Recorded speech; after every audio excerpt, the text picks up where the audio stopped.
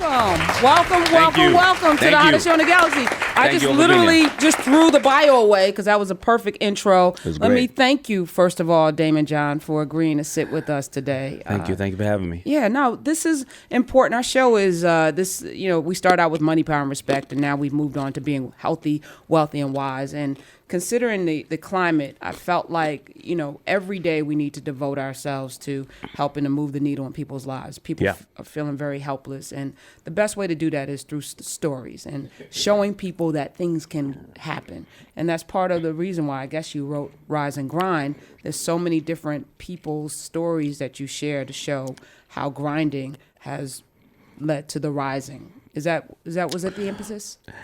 Yeah, it is, and it was, and this. I didn't actually go out to write the book. I went out to discover some new techniques and some new ways to be more productive in my life at a certain age, at 48 years old, when I was researching this, and then I realized that so many other people need to know about this, because the theory of rise and grind is not get up and work yourself till you're dead. That's actually the opposite of what it is, right?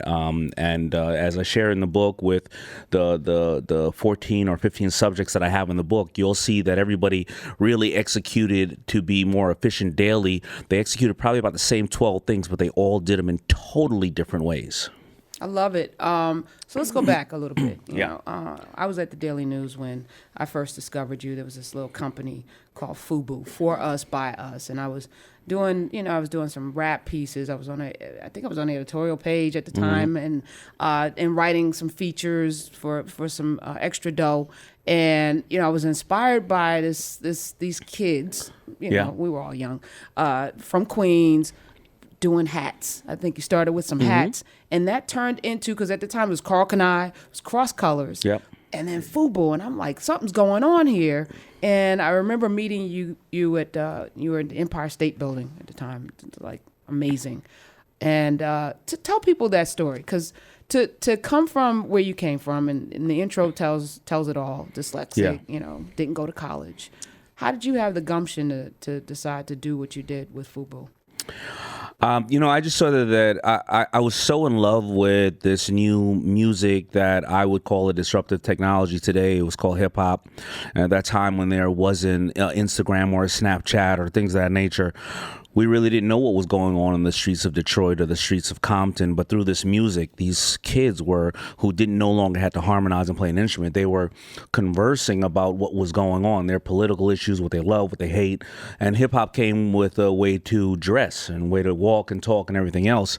And as we started to go and buy clothes and reinterpret them for the streets, we realized that the designers really didn't like us, whether we were African American or minorities or white kids, whoever it is who loved rap. And I said, well, who's ever going to really value their customer and respect their customer? And we're even seeing that still till today, that people may not value certain genres or cultures of individuals.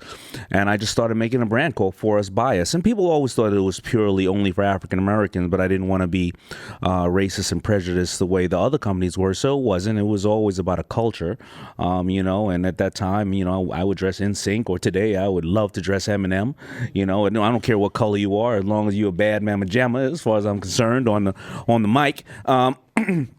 And I went out and I just started standing on the corner and selling my couple of hats. But I've grown up in the greatest city of all, New York City, and the best thing about New York City is you stand on the Apollo Theater, outside the Apollo Theater at midnight, trying to sell some hats to people coming out of the Apollo Theater. They tell you what you think about your hat and your mama. That is true. And speaking of your mother was responding. I'm not going to do any mama jokes because I'm pretty good at the dozens, but I think Daymond's got some work for me as well. Your mother was instrumental in helping to fund your dream. As many young entrepreneurs, you didn't know anything about credit, money, budgets. You just knew you had an idea. You were going to go and stand out on the corner and sell it, and you ran into some financial issues, and your mother had to come there and take care of some business for you. Yeah, I didn't have financial intelligence, and as entrepreneurs, when you're growing a business, you can't know everything, how to market, distribute, finance, and everything else. And FUBU, I opened and closed 3 times from '89 to '92. I wouldn't get public recognition until '96 or '97. And at one time, I had built the proof of concept so large that when I went to Vegas to a trade show in Vegas, I wrote $300,000 worth of orders, and I remember coming home and I got turned down by 27 banks because I didn't really know how to fill out a. Wait, so pause. You had $300,000. I had $300,000 in orders, and no bank would fund that. No bank would fund it, but it's not the bank's fault. I didn't have anything to collateralize it on. Number one, and number two, I didn't know how to fill out a loan request. I really just didn't know. My loan request was like, "Hey, yo, I'm out here in these streets. Woo! And I'm trying to get this paper." So when I got turned down by all the banks, my mother had said to me, we had our little house, and she said, "I wouldn't do this for you if you didn't have these orders. But if you do, this is all we have is our house. Why don't we go out and try to take as much money as we can out of the house? And why don't we, you make the clothes, and as soon as you make the money, you put it back in the house." So my mother goes out and gets $100,000 loan on our house. Till today, I don't know how, because the house was worth $75. I still don't ask. I don't ask her what she did for the rest of the damn money. You know what I mean? Black mama magic. Figured it out. My lack of financial intelligence would still set in again, because the $100,000 would turn into $500 left and 4 months later on the mortgage, which they were going to take the house.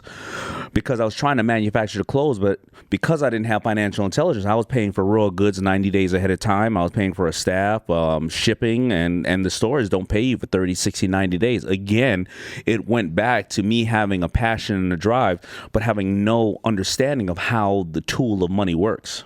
So take me to the moment where you realized you almost had your mother's house. It was almost gone. Right. What it was when I looked in and I realized that I was 4 months late on the mortgage, and I'm like most. I was at that time like most families. I don't pay attention to a bill until it says final cutoff notice or whatever the case is, right? And I realized they were going to come take it. And then she came back to me and said, you need OPM. And I said, "What's OPM?" She said, "Not other people's money. It could be other people's manufacturing, mind power, manpower, mentors. You need a strategic partner." I said, "I don't know what the hell a strategic partner is, but whatever." She said, "I need $2,000. So I go back to Red Lobster. I worked for about a month. Where you were working? So I was working at Red Lobster. So I was working at Red Lobster for 5 years. This was before Beyonce said she was going to take him to Red Lobster. Yeah. No, I was working at Red Lobster for 5 years as I was doing FUBU. At the same time? At the same time, right? And I go back there, and I after about a month, I bring my mother $2,000, and then she takes an ad in the newspaper. And the ad in the newspaper says, $1 million in orders, need financing. And 33 people call that ad. Now, 30 of them were named Pookie and Laquita, Quaqua for short, and Sal the sausage, and 125% interest, had to live in there out of collateral. But 3 of them were real, and one was a $200 billion privately held conglomerate, Samsung.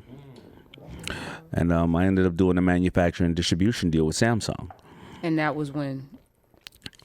That's when FUBU started to take off, because now we had a strategic partner, and now my partners and I had the ability to go and do what we did best, market and go out there and really show value to this emerging market called hip hop, and just really respect and value our customer and deliver them a core product that they felt that they needed. We're talking with Daymond John. He's the author. Oh, he's got a couple of books under his belt. Rise and Grind is the latest, and you know him from Shark Tank, of course. But as I'm listening to you, I'm hearing, and I'm grateful that you went out on this journey to shore up some things in your life, even though you're wildly successful, because you weren't satisfied. You still felt that you needed to grow. And I think a lot of times people reach a pinnacle and they relax and they get comfortable. They either relax or they think they can relax. There is no number in a bank account or a corner office or in a car the size of a house that would give you I don't believe they'll give you the reason to just stop. People think that success just comes and you just stop. I've made it. I could walk on water. It doesn't happen. You're always in search. If you are somebody who has gotten to the level of success, you're always going to seek out more success spiritually, family. Hopefully it will be health, because if you don't have that, you won't never have any other aspect of success. You know, who is a parent right now listening to us who can never say, I did the best job ever as a parent? You don't realize until the day you're dead and you turn around and you look at your daughters or your children and you say, wow, they've become productive individuals in this world. Like, you know, they'll always be your babies, right? And your career and your life will always be your baby. You'll always try to improve it. I hope. No, I couldn't agree more. You know, every day I ask that question, what can I do more of? Yeah. What can I do better?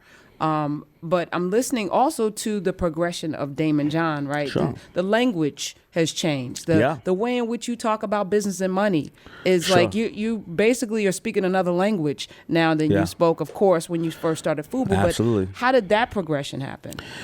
You know, I think that progression happened by, you know, losing a lot of people in my life, gaining a lot of people in my life, seeing what was really important.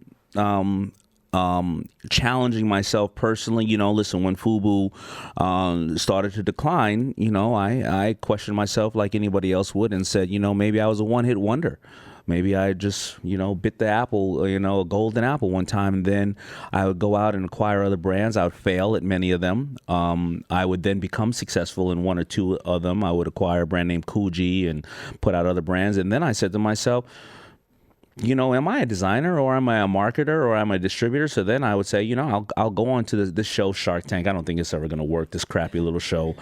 I'll go on to the show because I need more brands to go and sell to the big department stores because I'm only selling So clothes. This was a real, like, you know, when I watch Shark Tank, you know, I know a lot of it is TV. Yeah. You know, but you're actually... And I've seen commercials where some of you like invested in companies, but you know, and one of them I eat all the time, Pipcorn, and I'm like, this was on Shark Tank. That's Barbara's deal, isn't it? Yeah, I won't say it. I didn't want to get you upset about that, David. Yeah. You know, but I wonder how much investment is it real or is it TV? You know. So the reality of Shark Tank of what we shoot is way more real than what you see. Right, because this is real people's lives on the line. This is our real money. Because trust me, if ABC was giving me the money, I'd be like Oprah. You got a deal, and you got a deal. My cousin Pookie would be on the show. He'd get a deal, give me some money on the side. You know, those pitches can last. They generally last 45 minutes, but they can last as long as 2.5 hours. You're seeing. You know, we watch people faint. We watch people cry. Barbara is a pervert. Say what you now? know, Mark's a know-it-all. Allegedly, I'm gonna save you because I don't know how litigious she is. We're in a very strange time, Daymond John. You now. All right. All right. Do you have receipts? Are there pictures? Yeah, there's pictures. Right. Yes, there's pictures. You know, Kevin O'Leary, we all know, he's the token butthole on the show. Like, you know, but it is real. It is as real as possible. And these people are coming there with their life on the line. And we are fortunate enough to be able to invest in their dream and take a ride with them and learn from them as well. And it's real business. And, you know, after 10 years, so many people have tried to punch holes in it. And these businesses and these people are real. Biggest mistakes you've seen of people pitching? Biggest mistakes I've seen of people pitching is not knowing their numbers, not admitting where they have fallen, because anybody who's successful knows that you just didn't climb straight up. The best thing to say is, hey, I did this, then I busted my butt here. I still had the drive and I figured out what else I should do.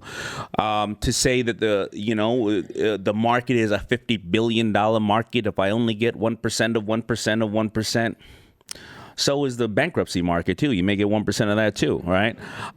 You know, speak in hypothetical things. You know, you have the right to make up your own opinions, but you can't make up your own facts. And, you know, when we're on the show and we're giving you an autopsy, we want to know the real. And we're going to find out sooner or later. Mm-hmm. And, you know, when you see those deals close on the show, they technically don't close there. It takes us anywhere from 3 months to 9 months to close the deals. And about 80% of them or 70% of them close. Some of them don't.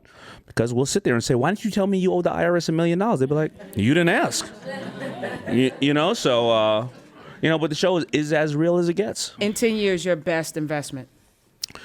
It's very hard to say. I would say a couple, because some have been I brought in and I flipped them quickly. Some have grown from 100 to 200 to 400. So the ones that I can name off the top of my head quickly is a company called Bombas Socks. Bombas They Socks. actually advertised on our show first, and I love them. Bombas Socks. Because they actually give socks to homeless people and folks. If you for buy every a one pair they buy, you buy, they Why'd give you a pair invest away. in them? Because again, the sharks are learning too.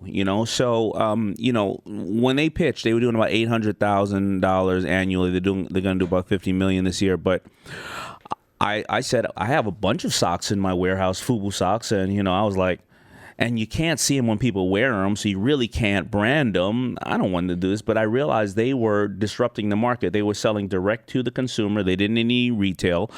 And every time the consumer bought something, they felt like they were giving to the community. And as I started to learn. See, the sharks, I think, learn the most from the show. And these young men are doing business a totally new way that I did not do business.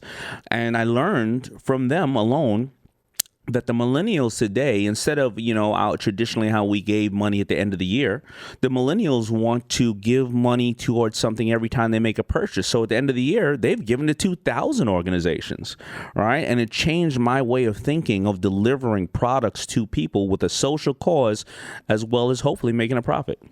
Give me another one. Al Bubba Baker's boneless ribs. Abba who what? Al Bubba Baker's boneless ribs. Big I do bear remember of him. a man. Oh, yeah. yes. Football player. Yes. I think he was Rookie of the Year in the 70s for the Detroit Lions.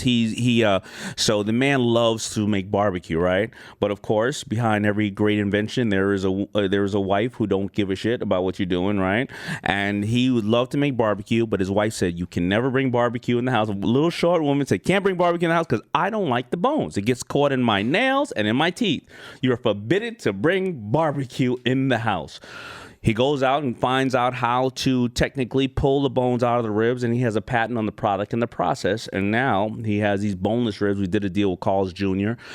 And now you can take ribs and make a quesadilla with them, or a salad, or various different things. And he's so passionate about it, and that's what I love about him. Because like one day he was limping. You stay in touch. You're like all day. Oh yeah, we speak often. One day he was limping, and I said, Al, tell me the story. Was it like you were against the Giants, or were you against, what were you playing against? Tell me the story. And he was like, I was in a barbecue contest and I was pulling a brisket out and I stepped in a damn rabbit hole. The man was in the NFL for 12 years and the only way he got hurt was by a rabbit hole pulling out a brisket. That's when I realized he's a great partner. I love it.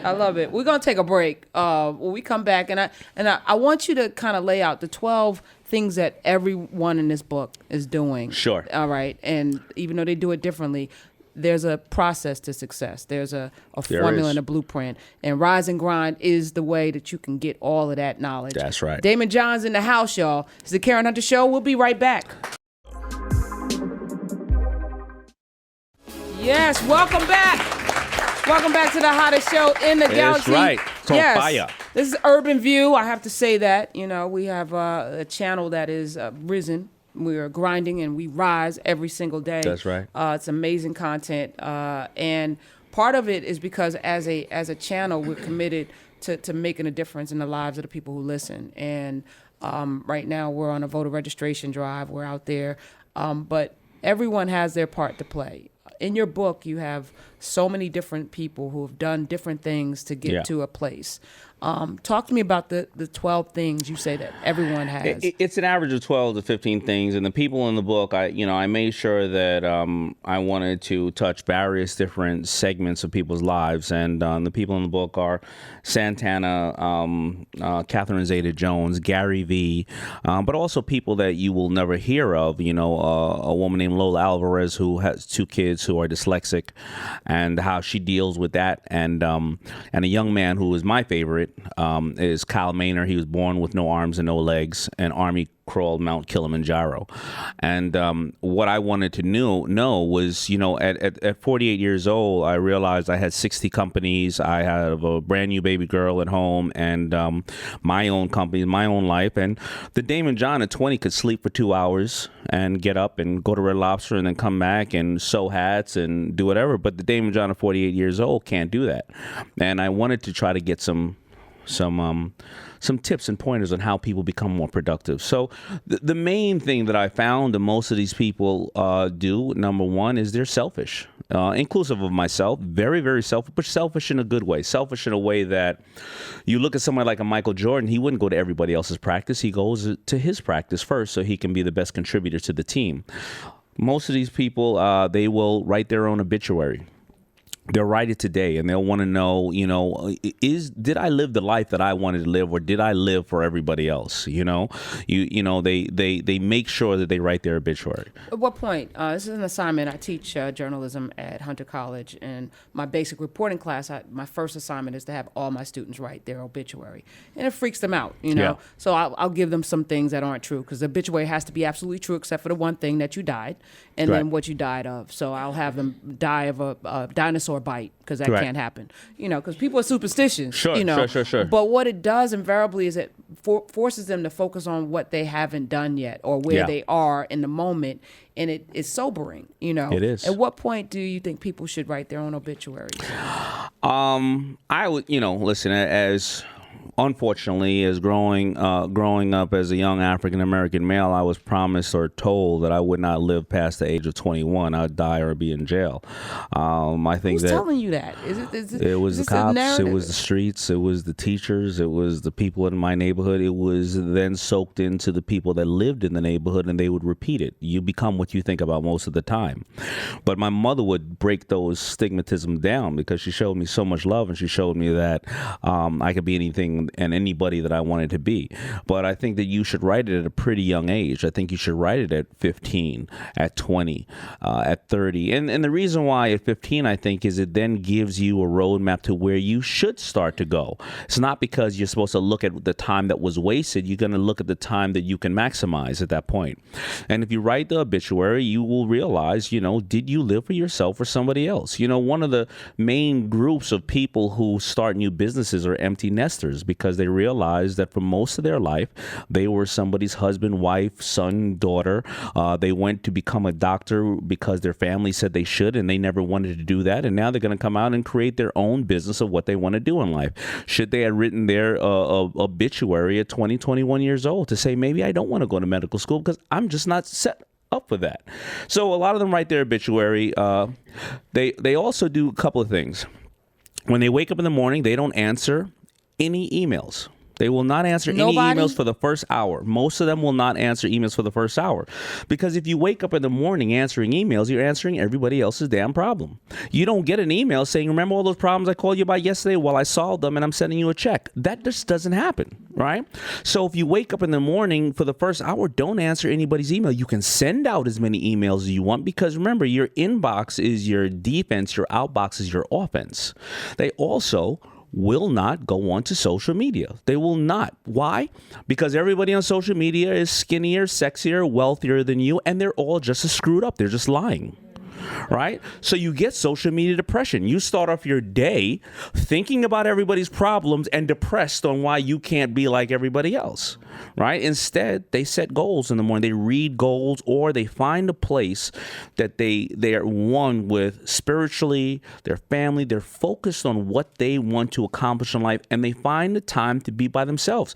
Because if you wake up in the morning, you have all these emails, you have a cell phone, you have a bunch of things there. The kids got to go to school. You turn on the radio, the world is blowing up again. Then you go to the office, you're speaking to people, then you go to a dinner. You're never by yourself.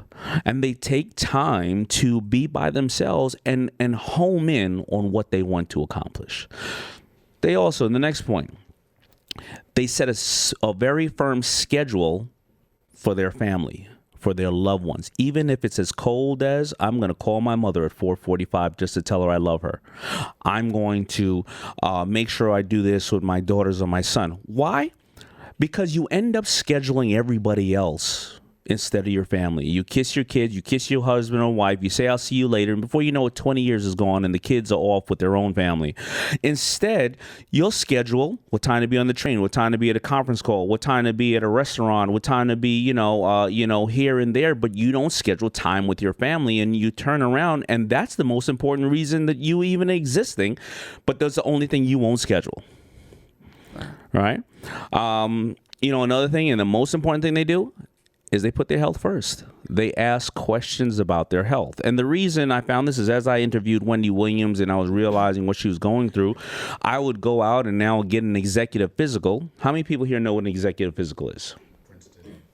Okay, one, two people. So an executive physical is when they pushed you through all kind of machines like a hamster for 2 days. You know, and it costs a good amount of money, but you know, as I pass by Louis Vuitton and Mercedes, the stores are packed with people, and they have that kind of money. This is about $5,000 or $7,000, and that's a lot. I understand a lot of people don't have it. But I went and got an executive physical. Now, I've gotten a physical every single year of my life. The doctor takes my blood, he holds something on me and tells me to cough, and then he spanks me on my ass, and I walk out the door, right? And I kind of say, yeah, no problem. Yeah. But through this executive physical, they said, you know, I'm checking these, whatever these called, cautery veins, whatever it is. I never get the name right. They saw a little nodule on my thyroid. They said, you know, I think you should check it out. I check it out. They say, hey, maybe you should take that thing off. It's a little nodule in your thyroid. The 1 hour surgery becomes 3.5 hour surgery to remove stage 2 cancer from my body that I've had in my body for 5 years. Now, my doctor felt my throat every year. He didn't feel this marble of stage 2 cancer that was slowly moving to my lymph nodes. And what I realized about successful people is they constantly ask why. You see, you'll look at your P&L statement, you'll look at the ratings, you'll look at the inventory, you'll look at the, you know, things in the house to say, how can I make this better? How can I make this cheaper, faster? How can I get more employees? How can I convert more sales? But you'll go to the doctor and he'll do the random tests and you'll leave and say, I know I'm not feeling well, but hey, he said I'm okay. You won't ask why. They constantly ask why. And they constantly ask why because they want early detection because you don't have anything if you don't have your health. And I noticed that that's a priority that successful people take. So, you know, these are a lot of the things I'm finding in the book, and they have nothing to do with working more. Right. But it makes you more efficient. That's so powerful. And getting back to the health, and, you know, we do Wellness Wednesday on my show because when I look at the statistics, Black people are always, you know, the worst in every category. Yeah. You know, and the highest rate of, you know, heart disease and diabetes and all of these things. And it's not because we're unhealthy people. Yeah. Per se, naturally, genetically, is because, you know, for a lot of reasons, we don't trust the medical industry. It's been really horrific with testing us and experimenting and things in the past. And there is, you know, a bias in a lot of places. But we're scared. A lot of us don't want to hear the bad news culturally. We've been taught to just kind of move on. Yeah, hide. And, you know, and a lot of people ask me, why did I go out and I spoke about, you know, my cancer? And the reason why I spoke about it, because first of all, I'm cancer free. And that we normally let's take a moment for that. Thank you. And I know it's a super sensitive topic because so many people have lost so many people near and close to them that it's a sensitive topic. But my dear friend Big Ange had passed away, and I remember watching her on Dr. Oz. And like many of us, when we see these people on TV that have gotten to the point where they're speaking about it, you're watching them whittle and die in front of you, and you stick your head in the sand and go, oh my God, I don't want to get hit by that invisible bus, when you don't realize that you can get in front of it. Right. So if you can go out and get early detection for a mammogram, pap smear, colonoscopy, endoscopy, you have a much better chance of winning the fight. So I wanted people to see me because I'm hanging out, drinking and partying. Yeah, you are. The reason why is because, you know, I made that a priority. But had you known going in that you actually were going in for cancer surgery? I did not know. Right, but had you known, would that have had to do? Because your mental is very important. You know, yes, it would have been scary, but, you know, after I had gotten the surgery, you're never just out of it, right? So I had to go various different times to keep getting tested to see where it has traveled, if it has traveled. Still, I'll always be monitoring, you know, if I've had that in my body, it can still come back.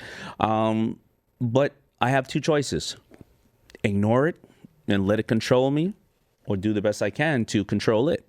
Have you changed your diet? I have. Okay. What was Daymond doing before?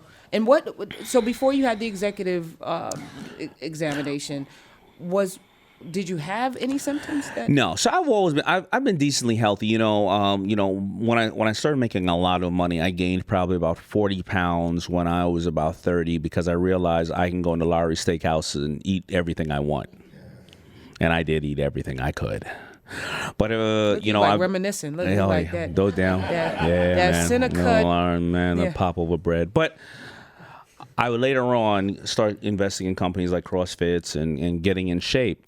But I happened just to stop really eating any meat or chicken just recently because I watched that damn What the Hell. I knew I didn't want to watch that show because I knew that I love Al Bubba Baker's ribs so much. But I'm constantly trying to figure out better ways to be healthier. Yeah, it's not something you just boom have the answer to.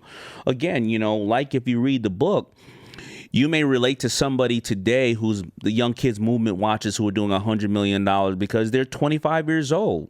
You may have to pick the book back up, you know, in another 15 years and say, well, I'm no longer that young spring chicken. Let me get some techniques that somebody else is doing now, right? And it's the same thing with your health. I couldn't agree more. Daymond John is in the house. Rise and Grind is the book, but it's more movement. You know, as I was going through the stories, you know, the power of it is that there is that relatability. You're going to find somebody in there that you can relate to. 100%. I love the story of Gary Vee just because I just watched a documentary about him. And it's like you think about somebody, you know. You know, Gary Vee's crazy. No, that's why I related to him. Yeah. I think. I was doing an interview with him and his shoe was untied. And he said, you know, I walked down the street and people will go crazy when your shoe is untied. They'll stop you in the street. Hey, man, your shoe's untied. I said, well, why don't you tie your shoe? He said, I don't have time to tie my shoe. I said, well, what about when you're taking a crap? Just tie your shoe at the same time. He said, I take a crap only in the morning. But doesn't more of his time get wasted by stopping people to say, leave me alone about my shoe? Very special individual. Yes. So are you, Daymond. I'm just pointing out some of the things that I'm observing about Gary Vee. Hilarious. The biggest change you've made in the last 20 years?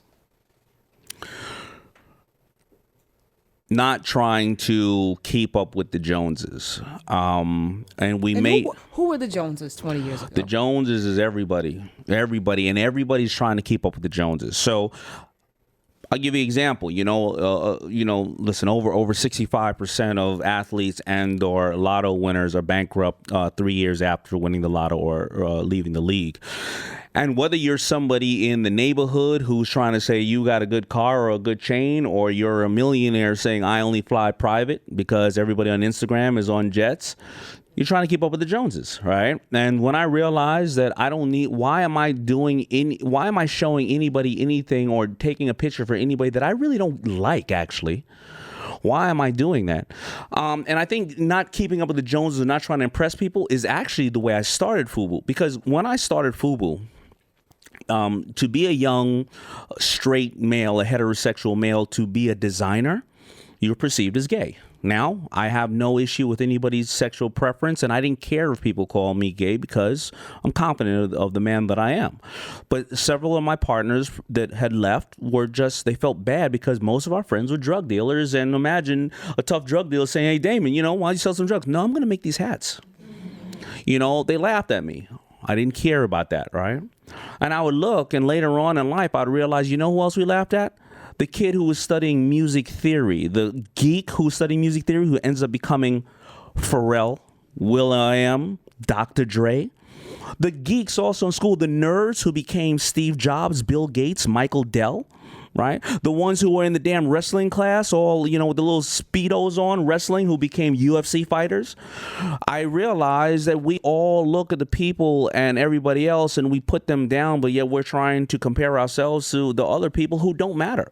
And then as I got into and started to see so many of my friends who are athletes and people who don't have a career or don't have money anymore, I realized, let me get this straight. A private jet to and from Los Angeles, a round trip, is $60,000. You still can't lay on it. There's no bed there. There's usually not even a stewardess on it, right? And if you're sitting across from someone in a private jet, you're playing footsies with them. Now, me and my friend, I can go first class on JetBlue and get a pod, and they'll bring me this nice little minty vodka drink every time I want it. It's only going to cost me another 2 hours in traveling, but that's going to cost me $5,000 against $60,000. I'm going to save $55,000. And it's only going to cost me 2 hours? Who's going to sit here and say, I'll sit for 2 hours to get paid $55,000? Now, equate that looking over 10 years. To operate a jet is $5 million. Over 10 years, that's $60 million. In pre-tax, it's $100 million over 10 years, right? Think about how much more you have to work, and who's getting paid? The fuel company, the jet, and the pilot, right? I don't need to keep up with the Joneses. I'm cool. Catch me on, catch me on JetBlue in the front pod. I love it. Where are you going from here? What's your next move, Daymond John? What do you mean, in life? Yeah. Well, first of all, I have the honor and the pleasure of investing in so many of these companies that I owe them the value and the respect of dedicating myself to them for a couple of years, 5 to 7 more years at least, because every year that I invest in a company, you really don't flourish or die in 7 years. So I owe them that time. And then, the responsibility of being a public person who everybody can relate to, because if I can make it, anybody can make it. I think it comes with, I'm human. Every single day I wake up, I want to do something. I want to stop human trafficking. I want to take illegal guns off the street. I want to bring clean water to people. I want to have financial intelligence for young people. I want gender equality. I want to make sure that people of all colors are respected and valued. So every day I want to save the planet. I want to save the seals. Every day I have to reset myself and do the rise and grind and focus on one thing, because I can't be everything to everybody, right? And I can't just always try to do all these things. So I need to kind of focus in and hunker down on something that I need to make a real change in the world. So I think that, over the next 20 years, I just want to find a way to just really make a change in people, in somebody's life, whether it's a pet, whether it's stopping human trafficking or something else like that. All right. I'm going to keep up with you, because I'm in the same place. That's and right. Focusing is an important thing. A lot of people have talents, many talents, and they want to do everything that exactly. But you can't do it all. Can't do it all. And I think that's the toughest thing for a lot of us to recognize. Find that one thing and master it. We're talking with Daymond John, of course. Rise and Grind is the book. When I listened to you, I just recently interviewed Nick Cannon, and he's going back to school, which impressed the hell out of me, because, as you mentioned with this book, you never stop learning and you want to keep going. You didn't go to college. Is that a regret? Is that something that are you ever thinking of going back? And then what are you reading right now? Yeah, so it is a regret in a sense, but being dyslexic, college would have been pretty challenging. But I do regret it because, as I shared with you the story of the lack of financial intelligence, if I went to college, I would have learned the fundamentals of finance. Is that what you would have studied? Not fashion? Now knowing, right. I would have studied it. I don't know what I would have studied. I was very confused. I did the whole, I'm going to take a year off, and a year became forever. I did go to film school, NIFA, to study a little bit more about film and positioning and things of that nature. And what was the other part of the question? What are you reading? What am I reading? Well, every 2 years I read Think and Grow Rich again, so I can absorb. Yeah, Napoleon Hill, so I can absorb more information. I read books. I love studying Genghis Khan. He was somebody who went into battle. He would go and change the ways that a river was flowing 10 years prior to going in to invade the territory. So he was thinking way ahead of the battle, way before he went in. I like Blue Ocean Strategy, and I like all the fundamental books, Rich Dad, Poor Dad, Who Moved My Cheese, 1 Minute Manager, all the books for professional help. I love Tim Ferriss's new book, Tribe of Mentors. Gary Vee's books are always absolutely astonishing and amazing. I read a lot of the guys who are currently coming out today that I value and I respect. I like that. I like your list. There's a wealth gap. I think the statistic is 237 years it's going to take to close a wealth gap between blacks and whites. When I hear that, it saddens me, but I also somehow don't believe it, because we spend $1 trillion. And I'm looking at the amount of money that's spent in our community, yet the dollar doesn't circulate. If you could have a magic wand to fix that, where would you start? It would start with It was started at an earlier age of financial intelligence when kids are starting to understand how to work and live with finance. Because whether it's African Americans or people in general, that's the only thing we're not taught is financial intelligence. But yet at the age of 16 or 17, we can take $250,000 worth of loans on ourselves and credit cards, and then we have that debt that we're paying off. African Americans,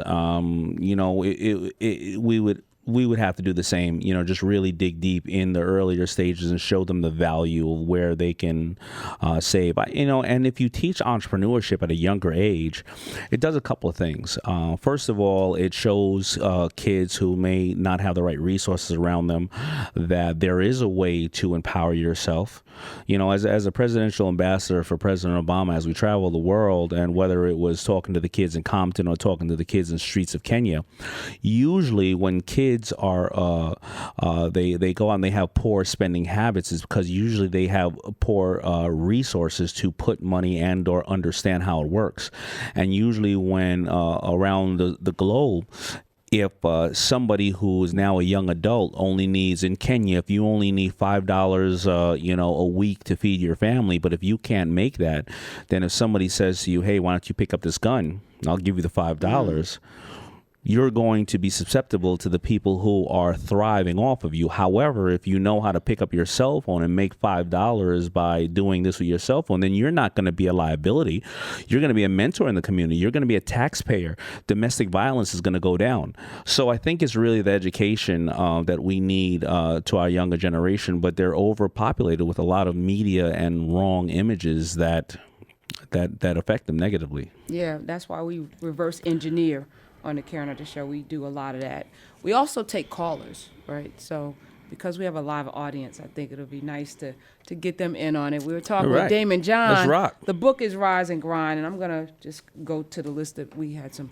I didn't vet them. I'm just going to go right off.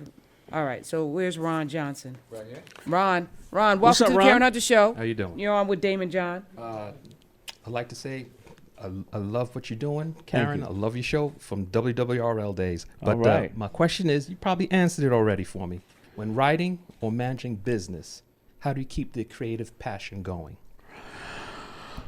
The creative passion, I keep really smart, younger people around me. And older people around me. I think that one of my best assets is the fact that I like to take in information from various amount of people and cipher out what I think is the best. And it's not necessarily going to be the best, but even if it's not, I'm going to try it, and we're going to fail and fail fast. And I think that's what innovation is. It's really taking in insight from everybody. So I just try to keep really smart people around me. Okay. Let's go to Gene. Oh, okay. Y'all are sitting in order. Hey, Gene. Hi, Daymond. I have a business question. Wait, are you for nervous? A little. Okay. We're all family here. I'm I a control you. fourth generation co-owner of a family-owned business. It's been around for 99 years. Congratulations. Thank you. And over the last couple of years, we've been able to grow and expand the business in different areas. So what are some tips you can give about growing the business from a typical mom and pop to a larger company? Well, first of all, you have to decide on if that's something you want to do. Try not to take in outside funding if you don't have to, because then all of a sudden you're working for somebody else. Today we're in a technical age. How can you replicate yourself in various different ways? How can you sell globally? I don't know your business, so I can't give you those answers. Are you selling soft goods, hard goods, consumer package? We're in the restaurant and food business. Restaurant and food business. And do you sell the food as a standalone product as well to grocery stores and things of that nature? No, it's a fast casual restaurant called Walter's Hot Dogs. So we specialize in hot dogs and food service, and think of like a McDonald's or. Yeah. And so before getting instead of getting super granular on it, because obviously we are limited with time. I try to really come at everything with the everyday man's approach. There's only 3 ways to deal with a customer: acquire a new one, upsell a current one, or make one buy more frequently. Which one is the best way for you to grow the business? Right? That's just something you have to think about. Man, you know your stuff. All right, let's go to. Thank you. Because I lost so much That's over it. so many times. So I know how many failures do you say you had? today? No, to date. How many failures Today? have you had? Oh, today. I see you. Okay. Yeah. I can't count them. All Too right. many. I love that. Yeah. There's no such thing as a failure though, because you It's learn not. from It's each a and every one. process. Okay. Patricia, where are you? Patricia Chin? Okay. What's up, Hey, Patricia? Okay.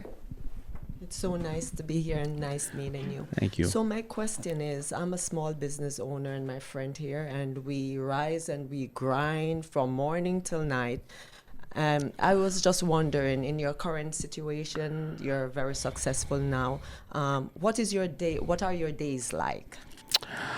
So my days vary. I travel 250 days a year. But the fundamentals of my day is every single night that I go to bed and every single morning I wake up, I read 10 goals.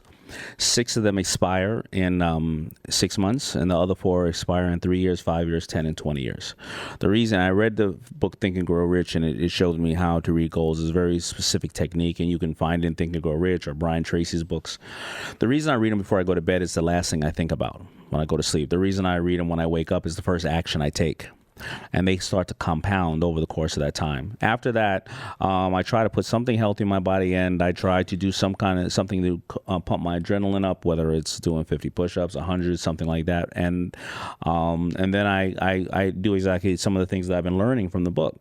I started working out early in the day. I used to work out at night because I used to think that, well, my emails are not going off as much. Plus, because of all the caffeine or whatever I may have me, I need to really get tired so I can rest easily.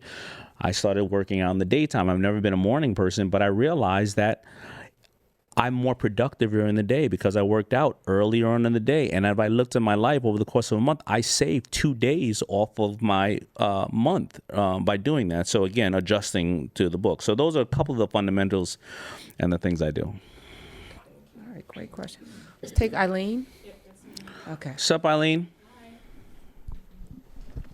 Hi, it's Eileen Ward. The question that I have is, I have a small business as well as Patricia. We're friends, and I've failed a few times, and people are always saying, "Oh, just pick yourself back up," and get back. But is there anything else that you can give me besides the basic pick yourself back up? Like, what advice would you give to someone like me?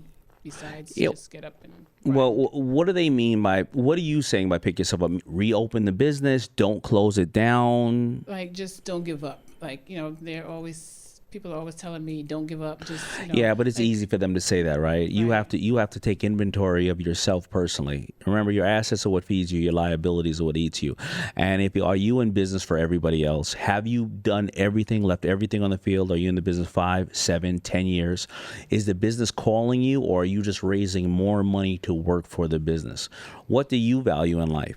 Is it more time with your family? Is it challenging yourself? These are very personal issues. You can't have anybody tell you to quit or to keep going forward. This is when you sit there and look in the mirror and write that obituary, are you enjoying life? Because I can get up, when I was doing FUBU, I got up every day and I was so excited about it. But yet, I still worked at Red Lobster. I worked at Red Lobster for 5 years while doing FUBU because I made $30,000 a year. That became $150,000 over 5 years. I had medical, right? I was taking home all the food from the kitchen after the end of the night, right? And I had all the waiters and waitresses helping me at when I went out, right? So I used that business to help create FUBU. If I had just quit everything and just went straight out on FUBU, I'd have had to do $2 million in business. And look at you today. Oh my God. Thank you for being here today. Thank you. I had a Daymond good time. John, I love you. I felt like a little shrink. No, I like this it. is good. This is good. We're gonna talk more. Rise and shine. Listen, rise and grind. There you That's go. right. Outperform, outwork, and out hustle your way to a more successful and rewarding life. The one and only Daymond John. Thanks for being a part of this today. Thank you for having me. Karen, thank you so much. Thank you.